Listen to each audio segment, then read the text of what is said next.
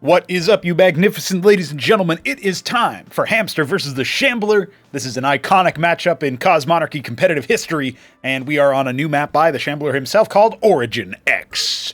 It's a very epic name, of course. Let's move on to talking about our homies. We got the Mobler, aka the Shambler, here as the... this is either Ultramarine or Zafir, and I'm going to say Zafir Terran. Every time I guess the wrong one. And we've got Hamster as the Celadon Zerg in the top right.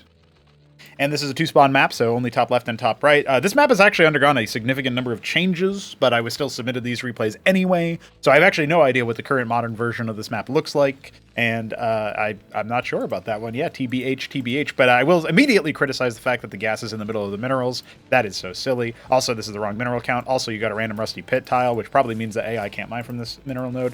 XD. We've got a stockade coming for the Shambler, and we've got a Hydrith Den opener here for Hamster, so some early aggression is going to be afoot. I would argue for both players, but Hamster in particular going for that. If you're new to Cosmonarchy, then you may not know these players, but they did duke it out many times between the two of them. There was many series done. Ascension number 6 had the Shambler being cast down to the lower bracket in, I believe, the upper final. Hamster won, I believe, 3-1 in that. There's a nice little ZVZ action over there. And, you know, the workers are doing the fusion dance. And yeah, good one there. Then later on in Ascension number 7, both of these tournaments happening last year, we saw the Shambler be bested by Hamster once again in an interesting situation where he was playing against iSarcasm in the Elimination 3 match. Then the lower final, he played against the Shambler, and then he almost took it versus Nebelheim in the grand final, but was not to be. And more recently in Acropolis number 1, actually it was the Shambler to get the better of Hamster in a Protoss mirror matchup. So they've played a bunch of different races. Now the Shambler is, of course, Terran, and Hamster is back to Zerg, where he started his saga. A couple Hydra's going to pop out here and stop this worker harassment. 2 hits away from killing that worker. Nice little save there for Hamster. Meanwhile, the stockades are pumping. He's got multiple Mavericks coming out. He'll be just fine versus the Hydra opener here. But yeah, if you're new to Cosmonarchy as a game, then you might be wondering what the hell is going on. There's no pool. It just went straight to Den. Yeah, you can do that in Cosmonarchy. And also, each tech node unlocks 2 units or 3 units, depending on how powerful it is. And you can also mutate it into something else to unlock even more units. That's the way things go. We do have a Larvos coming up here. That is going to be Hamster's big ticket item. He's not going to expand until a little bit later on in the game. You can see him dropping that at around 230. And he's going to apply some light pressure here with the Hydras. He's even got his worker here to sort of accept the initial damage from the Mavericks, but I'm thinking that that's a little bit too much in terms of the Terran arsenal, and they're even going to run and gun down that last Hydra. Pretty good play there for Shambler. Now we will probably end up seeing Hamster reconsider his options as he ends up making a couple of Hydras for production and, you know, for safety, general safety. He even cancels his hatch. This is a little bit of an overestimation because we can see the Shambler is not actually moving across the map. But Hamster playing a little bit timid. Not sure how would I feel about that one, as Shambler's going to go ahead and move his Mason down here. I guess to explain why he's called the Mobler, we had, I don't know if it was Gemini or Copilot or one of those other AIs like ChatGPT. I don't think it was ChatGPT, judging by the UI in the screenshot. But as this Mason repairs Mavericks, which you can do in Cosmonarchy, one of the things that I thought was really funny about the way that that AI stuff ended up working out is they asked about Cosmonarchy Brood War, and they said, hey, what was Cosmonarchy like? You know, who made Cosmonarchy, et cetera, et cetera. And the AI basically decided that the lead designer, principal designer of it was not me, Pronogo. I am, of course, that in real life. But the AI decided it was somebody named Mo. Nobody knows who the fuck Mo is. There's never been a Mo in our server. The only Mo that I'm even tangentially aware of is from the Counter-Strike scene. So, yeah, I'm at a loss for who Mo is, and now Shambler is going to go ahead and talk about Mo, apparently, in his name. That's something that he likes. So, you know, AI slop is a common silly thing. So, you know, it is just the way of the world now. This choke is pretty far away from the natural, so Shambler is going to have to move his units out there to accept the Hydra's incoming. This is definitely an opportunity where when you're up against Bio, I would encourage people to be fielding Iziricors. Apparently, Hit 'em Up has been spreading anti-Iziricor propaganda, but he also plays Bio versus Zerg. So I think maybe there's a conflict of interest with that comment. And I'm just going to go out and say it, man. I'm just going to come out and say it. Clearly, it is fake news. Eidolons out now. I think once the Eidolons do come out, there's diminishing returns for any frontline because, of course, at that point you're going to need to just kind of attack the enemy from afar. But in those pre-Eidolon timings and also pre-Cyprian timings, when you are hitting before the Terran has a lot of their gas-heavy units, it feels to me like something that you can abuse, courtesy of the Azira Corps having so much armor, so much health, and the ability to do multi-target. So, I don't know, just something I think is worth pointing out there. Hamster going to go ahead and mutate a Larvosk. We got to hear lovely news, ambient sound effects taking place. I love that reality that we're in. I was telling you guys about that in some of the ZVZ casts that we had recently. And, oh yeah, this is another thing I had some critique for the map on, is that this... reasonable. This geyser is one tile too far away, which actually means that your third worker is more... required. It's basically jumps up to like 50% efficiency or something instead of the intended 25%. Not really the end of the world, but just something that I don't know if it was intentional or not. I guess it technically means that you want to... It goes back to wanting to fully saturate the geyser before you saturate the ridge at all. So that's a little silly on the worker alignment and assignment strategy. The single Azira Corps going to go ahead and try to keep tabs on what Shambler is doing. Some gas being harvested here from the natural as Hamster has finally taken that, but he is behind in workers by a considerable degree. So I would say the Shambler has come out ahead in terms of the opening. Got his watchdogs over here. I guess one of them is going to be for defense. And maybe this one is going to go ahead and get lifted and move across for a scout in that regard. It will end up showing the Zorka's Shroud. So that is a good thing to scout for. 2 Ovaleths coming for Hamster. So you know what? Maybe this Watchdog isn't for that at all. Maybe it's actually supposed to be anti-drop, just so that your Ovaleths can't fly all the way in. The Watchdog did get a slight cut to its vision range recently, in exchange for the Anseal getting a bigger boost to its vision range. That was one of the balancing acts that happened recently. And that's because you can lift off pretty much all Terran structures. The only ones you can't lift off are like the reservoir, which is the gas cap, right? The reservoir and the wellbore. And then also add-ons can't lift off, but you can self-destruct them if you want to clear the area. Finally, we now have Hamster going for that ski-backed scab. This is going to allow him to upgrade his Hydralisks into Bactylisks. Going to be very important for dealing with the Biomenace. But I feel like Shambler might actually get the better of him here by hitting a little bit before those units are ready. That being said, there are a couple of Azira Corps out, and they are not being focused down by the Harakans nor the Eidolons. They still eventually will be brought down. But look, the Mavericks are getting cleared. The Ovalets are already here for vision. You got to watch out there, though, because, of course, those can and will be shot down. It looks like, you know what, trading down all of the front line and most of the Mavericks, the Eidolons have proximity cloaking. When you get within 3 weapon range of them, they will be decloaked. And as a result, they are very vulnerable towards being attacked. A couple of Azira Corps going to go ahead and park off into that Ovaleth. I suppose they will disembark and try to cause some ruckus over here. I wouldn't mind seeing like 2 Ovalets full of Zethra Corps come in. You imagine 12 Zethra Corps, they could just tear down these Covenants really fast. That might be something that Zerg players can try to do as a little bit of a raid. Even just going for Nathra Corps, you might be able to get away with that. So, I don't know, something to think about. The add-ons are obviously expensive. They are made more expensive recently as far as the gas cost is concerned. There you go. He's going to go ahead and let his Azira Corps walk on by the Watchdog. They're going to be targeting the mineral line. We did see a couple of Eidolons come out. Those would have been juicy targets as well. Not actually that many workers over here. I wonder if there was like a quick transfer to the natural or something. I'm not really sure what happened there. There's only 16 of them.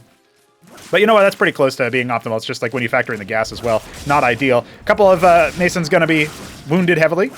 And you can see only a couple of Eidolons here. That's not going to be very good. So Shambler is going to try to engage off of the back of that, but we already have some Zorius out there to absorb a lot of the damage. So I do feel like Shambler is in a very disadvantageous position now. Is one Hurakan going to be brought on down? The Bactylisk is going to be bouncing a lot. And with the Azira Corps only... Okay, there's no front line left for Hamster, and the Zorius also died. So, yeah, it looks like those Eidolons aren't going to be able to get away too much. And, yeah, more reinforcements did need to be spent on that. There's many stockades, but this main base is now completely unsaturated. He's going to go ahead and send a bunch of workers over there to try to rectify that situation. A little bit of an awkward response there. I feel like Shambler must have been caught in between trying to do the attack and also respond to the threat, like all at the same time, basically. So now he's going to try to hold his front door, thinking that that's the main way that you're going to be attacking him. And, you know, that's not a bad shout, except for the fact that the Ovaleth is indeed still alive. In fact, there should still be another one somewhere. Not quite sure where it wound up. It's got some Hydras, some workers being transferred down. Oh, yeah. So there are neutral treasuries down here that you can use to harvest and immediately return resources to. It looks like Hamster's going to go ahead and try to rally some workers down there. I guess that does disproportionately allow for Zerg to saturate it, because if you think about it, they can make a round of like 12 workers or whatever, and then suddenly they're saturated. But the third base is up for Shambler. He's harvesting a lot of minerals, definitely could afford more stockades, but it looks like he wanted to set up his Atlas, and so that's what he's going to do now. Adding more watchdogs for anti-drop. The one Hydra is going to go ahead and reveal. In fact, it's going to force a lift. I mean, this feels like maybe a little bit of an overreaction. We saw Hamster cancel his natural Hatcherosk because his 2 Hydras died, and now Shambler kind of did a similar equivalent of that, where he lifted and evacuated when 1 Hydra showed up. So I'm not sure about that one, but nonetheless, maybe the Ovoleth that was with the army ended up getting sniped here on the main attack. That's something that is plausible. We do have another Kagrant coming down. A lot of minerals in the bank for Hamster, but not so many larva production just yet. We do have a Lodestone coming for the natural, a little bit of extra defense. You can put units in there like an anchor, and the Star Pad also coming online here for the Shambler. So I suppose he'll end up going for Ancials and other map control-based things. He's now going to go ahead and more aggressively protect his 3rd base. Some unforced errors, it feels like, from both players so far, but we are getting into that much-needed Tier 2 now. The Ovoleth did end up coming in here just to scout, as the Atlas is on the way. That will no doubt be clocked by Hamster. He'll have seen that. And he's very nicely, harvesting a couple of minerals from that bottom left treasury. It's kind of funny that he's only got 4 workers over there, but you know what? Whatever. Every little bit helps. Now setting up to attack the predominant force, the Bio Ball, if you will. Going to be coming at a little bit of a disadvantage here, and his army is not exactly pre-split for it. But now the Zorius are coming in. They will be focused down by the Hurricanes. There are a good amount of Mavericks as well. They do end up going for a stem.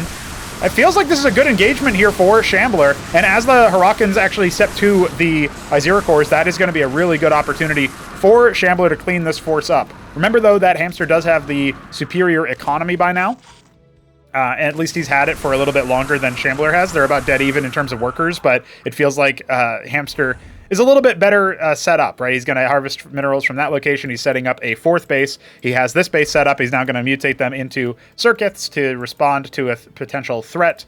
And yeah, Shambler might have Tier 2, but he's only now making some mantles. Those are going to be made Durandals. That's basically like a walking flame mech that is going to be most useful for dealing with some of these Zorius and Iziricor threats, like the front line, right? But 12 Skithicors are coming online. I thought maybe Hamster was going to go ahead and save for Tier 2. Instead, he's going to make 12 Skiths. So the Watchdog count is pretty low. You can destroy those and then kind of run roughshod over the army.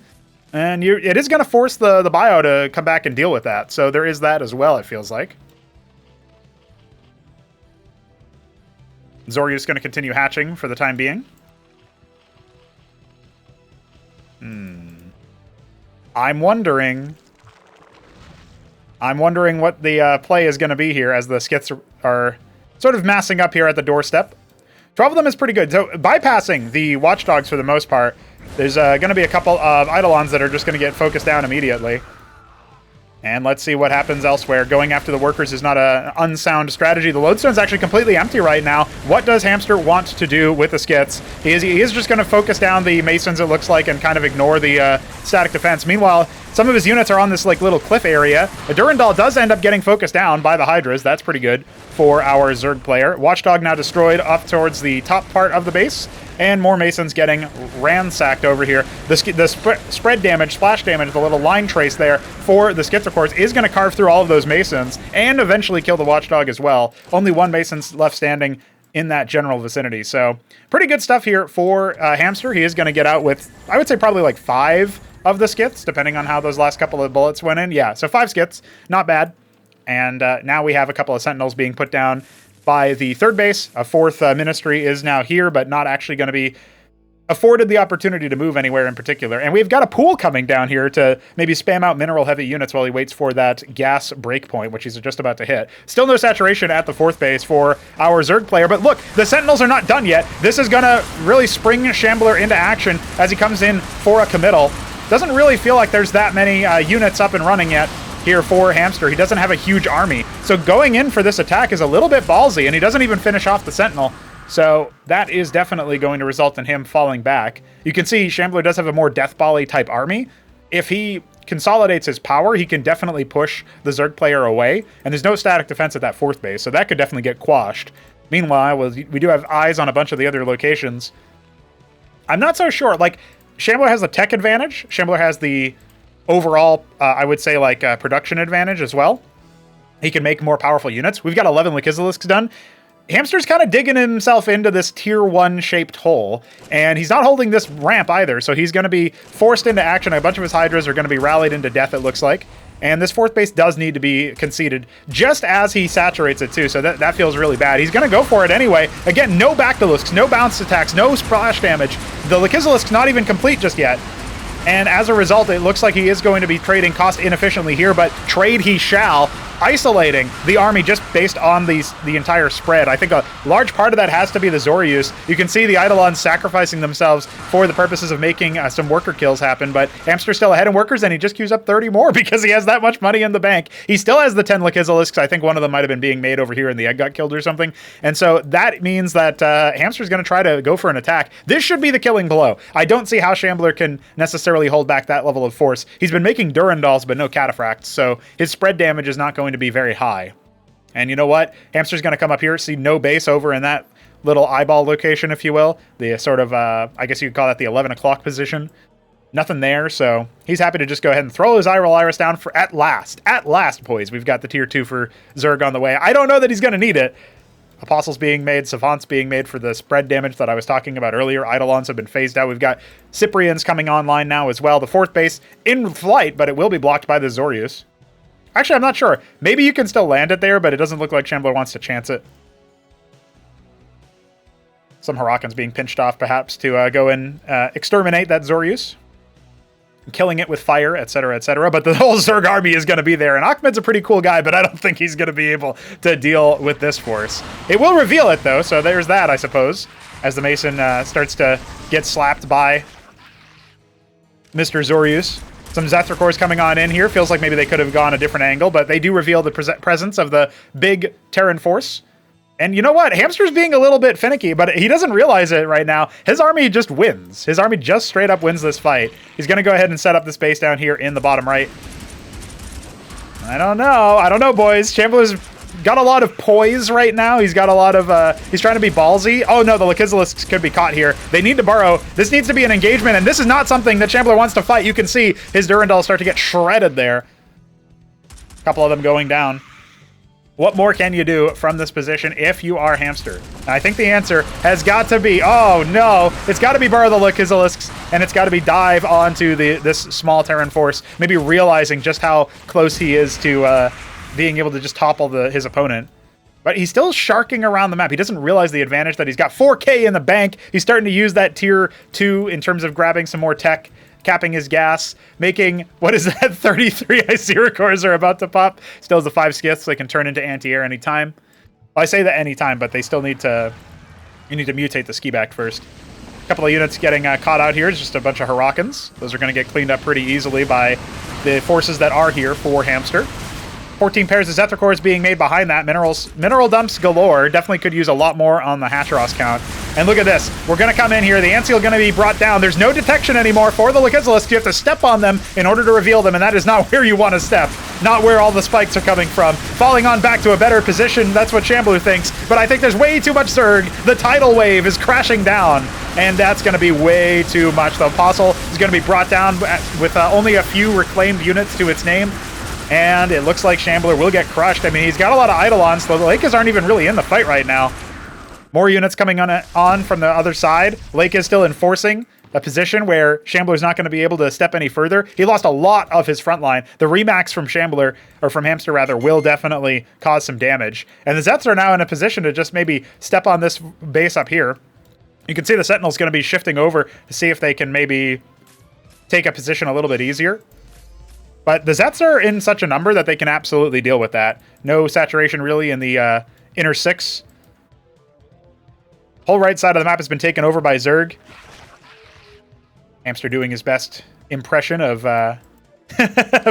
of just sort of taking over the map. And now when the army comes down here to clear this, Hamster should recognize that he has an opportunity to just go into the enemy base and kill it. But I'm not so sure that he does. And to be fair, his army, he's going to make 22 Avigralisks. His army is not the largest right now. He's waiting for them to pop out, right?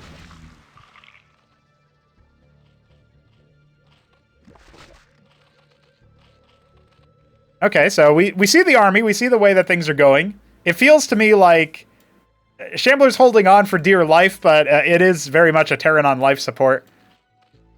Capping all these gas. I mean, Hamster's just going to have way too much money to even know what to do with. He's adding more structures all over the place. Got a depleted base up here, but only... It looks like there's 2 workers on this gas. Could be a 3rd. So not fully saturated. But, you know, these are minor things, right? Hamster's just moving around. He's got 4K minerals in the bank. There you go. He ends up making... Two Matroleths, 36 Hydras. Why not? Why not, brothers? Still no upgrade on the ski back. Feels like that's a missed opportunity. Hamster getting back into the swing of things. He's been playing Protoss and then Terran so much. So my Zero Cores coming wandering on in here. They're going to get kind of slapped around a little bit. The big force over here, though, is something to be feared if you're in Shambler's shoes. Look at this. Hamster going to come in here. I guarantee you he's going to go for a Blissful Embrace onto the Ministry. I guarantee you. Sure, there's some Sentinels out here going to fire off some shots, but I don't know that it's going to be enough. Oh, the workers, most of them getting killed on the transfer. Where's that ensnare, brother? Where's that ensnare, Hamster? He's too busy. He's too busy using the Avigilus, trying to focus down the individual targets. Oh, man, if there were some Phalanxes over here, Shambler would be okay, but as it is right now, he doesn't have the splash damage to actually deal with this. And I feel like this is definitely going to be too much for him. The Ministry doesn't end up actually getting infested. Very sad. We love to see infestation being used. It doesn't look like Hamster's going to do it to him. Do it. Do it, Hamster. Do it. Remember to do it. No, Hamster. The Ministry. Maybe he'll get that last one. I don't know. I think Shambler's probably going to GG before then. The tide of Zerg is too damn high. And the Apostles are going to be overwhelmed. GG is called. Shambler drops that first game. God damn, man. That was an entertaining one, right? Hamster drawing it out a little bit there. Definitely could have closed the game sooner. But interesting stuff, all things considered. The middle of the map definitely feels very open, but I'm not really... I've already shared some of my like initial critique about like the resource arrangements because those are just super obvious to me. But I think even those were adjusted already, and definitely the layout itself was adjusted. So it's a little bit hard for me to be like, oh yeah, here's how the map factored into that. Here's what's different about the map or whatever. But either way, I hope you guys appreciated and enjoyed this game. We'll be moving on to the second replay on this map. I'm not sure that I'll cast the whole set because there were 5 of them, and you know we've got to show other matchups and other players, of course. Usually I limit it to like 2 parts usually these days, but maybe we'll break through all 5. We'll see how it goes. But join us tomorrow for another cast, and I hope you appreciated this one right here.